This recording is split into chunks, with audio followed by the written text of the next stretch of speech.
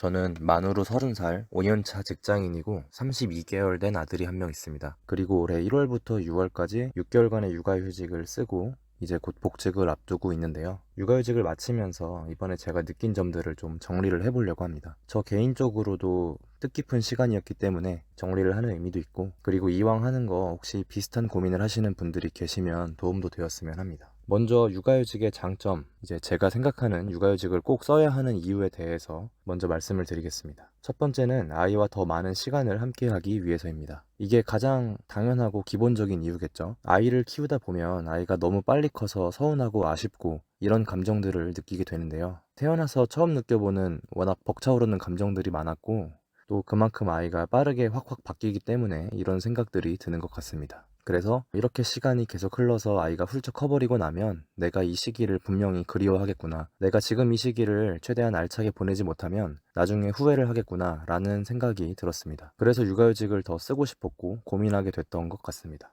이제 실제로 육아휴직을 써보니까 이런 부분에 대해서는 확실히 만족감이 있었습니다. 아이가 크는 모습을 가까이서 충분히 지켜볼 수 있었고, 해보고 싶었던 것들도 많이 할 수 있는 그런 좋은 시간이었습니다. 그리고 두 번째는 애기 엄마, 와이프를 위한 부분입니다. 제가 앞에서 이제 아이가 커가는 모습을 보면서 아이가 너무 빨리 크기 때문에 막 순간순간이 아쉽고 너무 빨리 커서 서운하고 이런 기분이 든다고 말씀을 드렸지만, 사실 하루 종일 혼자서 애를 보면 그런 생각을 하기가 어렵습니다. 이게 어떻게 보면 당연한 건데, 저희는 누구나 아이가 없었던 삶의 방식이 더 익숙하잖아요. 그런 생활 패턴이. 이제 그런 상황에서 육아를 갑작스럽게 하게 되면 제가 기존에 했던 것들을 많이 못하게 되기 때문에 내가 원래 가지고 있던 욕구가 좀 불충족되기도 하고 좀 결핍 같은 게 생기는 것 같습니다. 엄마든 아빠든 할머니든 혼자서 단독으로 육아를 하게 되면 겪는 부분인 것 같아요. 그래서 저 같은 경우는 그나마 잘할 수 있는 부분이 좀 애기 데리고 밖에 나가서 뭐라도 새로운 거 보여주고 밖에서 몸으로 놀아주고, 좀 이런 거는 제 선에서 많이 커버를 할 수 있겠더라고요. 그래서 최대한 아들 데리고 나가서 둘이 좀 놀고 이런 시간을 보내면 와이프는 휴식을 취할 수 있고 저는 아들과 또 즐거운 시간을 보낼 수 있어서 서로 윈윈하는 시간이었던 것 같습니다. 그리고 단독 육아의 또 다른 어려운 점은 책임감과 부담감에 대한 부분인데요. 저희도 회사 업무를 하다 보면 업무 자체의 난이도보다는 이 업무가 나한테 주는 책임감, 또 결과에 대한 리스크가 큰 경우, 이럴 때 심리적으로 부담감도 느끼고 스트레스도 받게 되잖아요. 육아에 있어서도 그런 게 있습니다. 주 양육자가 나 혼자일 경우에는 이제 나도 컨디션이 안 좋고 아이도 컨디션이 안 좋고 이럴 때가 있는데, 뭐 애가 아프기라도 하거나 애가 좀 이상한 짓이라도 하면 내가 육아를 잘 못하는 것 같고 내가 애를 망치는 것 같고, 이런 부정적인 생각들이 들면서 컨디션 관리가 더 어려워지고 이런 악순환이 생길 수가 있습니다. 이제 그런 의미에서 이제 아빠가 육아휴직을 쓰고 같이 좀 육아에 참여를 해주면 그런 부분에 있어서도 엄마 입장에서 좀 많이 힘이 된다고 느끼는 것 같습니다. 저는 사실 집에 있을 때는 그냥 집에 있기만 하고 별거 안 할 때가 있는데, 뭐 그럴 때에도 제가 같이 있다는 것만으로도 되게 좋아해주고 고마워해주는 걸 보면서 그동안 그 혼자 있다는 거, 혼자 한다는 것 자체로 좀 심적으로 부담감도 느꼈고 외로움도 있었구나 라는 것을 느낄 수가 있었습니다. 그리고 세 번째는 이게 단지 부모들만의 만족감이 아니라 실제로 아이에게 얼마나 긍정적인 효과를 줄 수 있는지에 대한 부분인데요.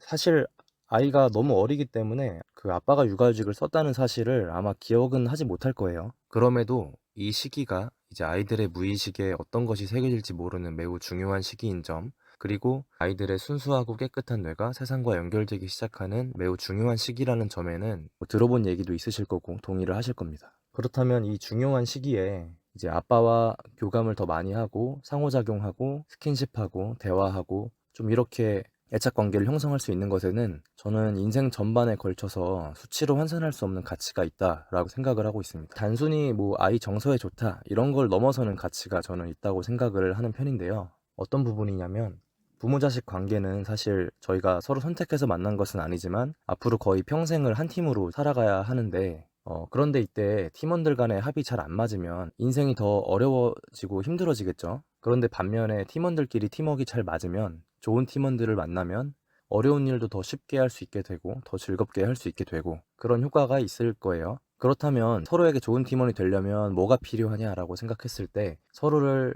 신뢰할 수 있어야 되고 어느 정도 편안해야 되고 어느 정도 예측 가능한 부분이 서로에게 있어야 되겠죠. 저는 뭐 그런 관점에서 팀워크를 다지는, 팀워크의 밑바탕을 다지는 그런 시기를 가졌다라고 생각을 하고 있습니다. 사실 이 시기를 놓치면 요즘 애들이 사실상 7, 8살이면 제가 알기로 그 스마트폰을 사용하기 때문에 그 전까지가 이런 걸 좀 다질 수 있는 골든타임이 아닌가 싶고, 이런 골든타임을 가질 수 있는 게 육아휴직의 또 다른 기능이다. 좀 우리의 인생 전반에 걸친 팀워크에 있어서 되게 중요한 부분이다라는 생각을 하게 되었습니다. 마지막으로는 나 자신을 위해서도 이거는 꼭 필요한 시간이었다라는 부분인데요. 이제 똑같이 휴식을 취해도 회사를 다닐 때에는 회사 일이 계속 신경 쓰이는 날들이 많이 있잖아요. 다음날 오전에 미팅이 있다거나 다음날 꼭 해야 되는 일이 있다거나 아니면은 뭐 기타 등등 나를 스트레스 받게 하고 뭐 짜증나게 하는 그런 상황들을 조금씩 신경을 쓰게 되고 걱정도 하게 되고 그런 것들이 좀 있는데, 6개월 정도 출근을 안 하니까 좀 그런 게 싹 사라지면서 확실히 휴식의 질이 좀 올랐던 것 같습니다. 비유하자면 금요일 밤이랑 일요일 밤의 차이 정도가 될 것 같습니다. 그래서 휴식의 질이 좀 이 정도로 개선이 되고 나니까 제가 평소에는 미뤄왔던 고민들을 좀 더 챙길 수 있었는데요. 인생에서 중요하긴 하지만 급하지는 않아서 미루게 되는 것들이 있습니다. 이제 육아 방향성, 육아 가치관, 뭐 나만의 꿈과 미래 계획, 아니면 건강, 노후 계획, 뭐 이런 것들이 있을 수 있겠는데요.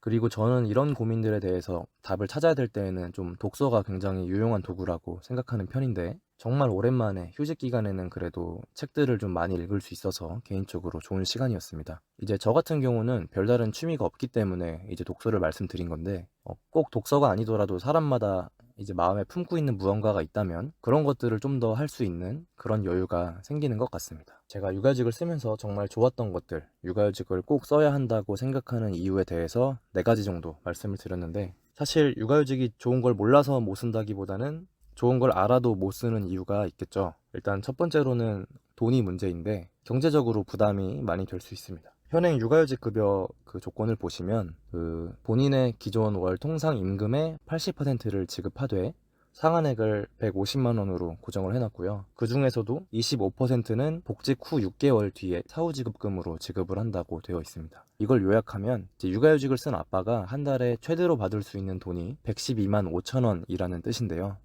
굉장히 부족하죠. 굉장히 부족한 금액이고, 이제 돈을 조금 더 받을 수 있는 방법이 하나 있기는 한데 제약 조건이 많습니다. 8개월 미만인 자녀에 대해서 이제 부부가 둘 다 육아휴직을 써야 되고, 그렇게 했을 경우에만 6개월에 한해서 받을 수 있는 금액의 상한액이 올라갑니다. 1개월 차에는 상한액이 200만 원으로 올라가고, 2개월 차에는 250만 원, 그리고 6개월 차에는 450만 원, 이런 식으로 올라가는데, 저처럼 아이가 18개월을 이미 넘겼다거나 아니면 외벌이이거나 하는 경우에는 해당 사항이 없고 앞에서 말씀드린 112만 5천 원만 받을 수 있게 됩니다. 저도 그렇게 받았고요. 그래서 제가 봤을 때에는 출산율이 지금 0.7이라고 하던데, 이런 육아휴직 급여나 출산율을 장려하는 정책이 좀 문제가 많이 있고 형편없는 것 같습니다. 제가 6+6 제도에 해당이 안 돼서 하는 이야기가 맞고요. 제가 해당이 안 되다 보니까 이런 걸 보면서 도대체 왜 이렇게 했지? 이 제도의 취지가 뭐지? 이런 불만을 좀 가졌는데, 제도의 수혜를 제대로 보려면 고액 연봉 맞벌이 부부가 되어야 합니다. 도대체 왜 타겟층을 이런 고액 맞벌이 부부로 해야 했는지, 왜 타겟층을 이런 식으로 설정해야 했는지에 대한 설명도 부족하고, 맞벌이 부부가 동시에 육아휴직을 써서 공동육아를 하는 것은 장려를 하면서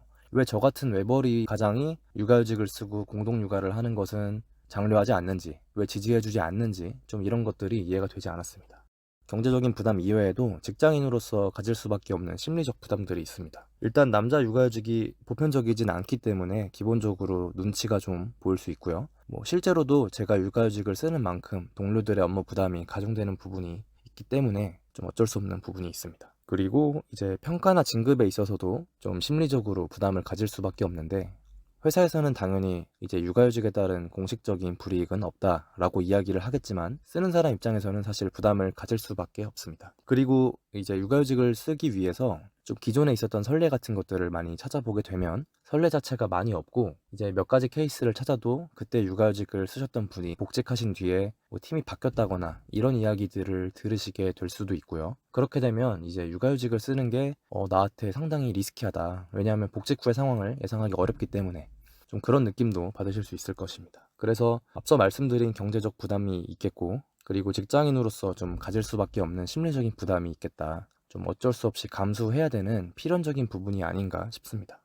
그럼에도 이제 제가 느낀 점은 육아휴직은 좀 이런 점들을 감안하더라도 충분히 쓸 가치가 있었고, 육아휴직 쓰기를 정말 잘했다라고 생각을 하고 있는데요. 사실 사람마다 처한 현실적인 상황이나 조건들이 다르기 때문에 제가 감히 추천드린다 이런 말씀을 드리기는 조심스러운 것 같습니다. 하지만 처음부터 내 일이 아니다, 처음부터 나랑은 상관없는 일이다 라고 생각하지는 말고 진지하게 한 번쯤 고민해 볼 가치는 있는 것 같습니다. 저도 처음에는 제가 육아휴직을 쓰게 될 줄 몰랐었고요. 저랑은 상관없는 일이다, 적어도 지금 당장은 저랑 상관없는 일이다 이런 생각을 가지고 있었는데 이제 여차저차 하다 보니까 쓰게 됐습니다. 그리고 지금까지 육아휴직에 대해서 좀 거창한 이야기들을 많이 했지만, 육아휴직 쓰고 너 뭐 했냐 라고 하면 그냥 애기랑 깨르르 웃고 여행 다니고 한 게 다거든요. 네, 그렇게 재밌게 놀았다는 거고요. 제가 할 수 있는 만큼 잘 해준 것 같고 즐거운 시간을 보낸 것 같아서 뿌듯하게 생각하고 있습니다. 아이에게 앞으로 해줄 수 있는 것 중에서도 가장 가치 있고 소중한 걸 해준 걸 수도 있겠다라는 생각도 들고요. 왜냐하면 저도 아이를 훌륭하게 키우고 싶어서 이런저런 노력을 하겠지만, 사실 제가 얼마나 잘할 수 있을까요? 일단 저 자신이 그렇게 사회적으로 성공한 사람도 아니고 인격적으로 대단히 훌륭한 사람도 아니고, 그렇다고 모범적인 생활 습관이 있냐 하면 그것도 아니기 때문에, 근데 그런 걸 다 떠나서 그냥 부모로서 재밌게 놀고 행복한 시간을 같이 보내고 이것만큼은 되게 잘했다라고 생각을 하고 있습니다. 그리고 앞으로도 부모로서 최대한 무한한 사랑과 신뢰를 줄 수 있는 환경에서,